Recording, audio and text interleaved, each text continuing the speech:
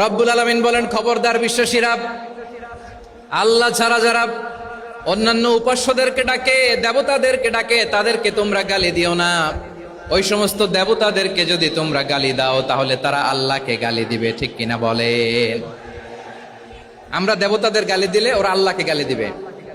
রব্বুল আলামিন বলেন, খবরদার দেবতাদেরকে গালি দিও না, তাহলে ওরা তোমার রব আল্লাহরে গালি দেবে। প্রতিটি জাতির জন্য তাদের কাজকে আমি আল্লাহ সুশোভিত করে রেখেছি, তারা সবাই একদিন আমার কাছেই ফিরে আসবে। এরপর আমি রব্বুল আলামিন তাদের আমলনামা তাদেরকে জানিয়ে দেব। সুবহানাল্লাহ পড়ে। প্রিয় ভাইয়েরা, আল্লাহ তাআলা বলেছেন খবরদার গালি দিও না। আদেশটা কার? আওয়াজ করে বলেন তো।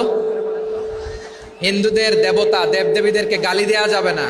আওয়াজ করে বলুন প্রিয় ভাইয়েরা, এই আদেশটা কার? এই আপনাদের গলার আওয়াজ।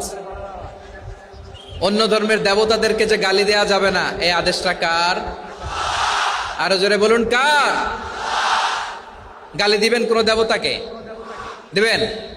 যদি দেন তাহলে ওরা আল্লাহরে গালি দিবে। তাহলে আল্লাহরে গালি খাওয়াইলো কে? আপনি, ঠিক কিনা বলেন?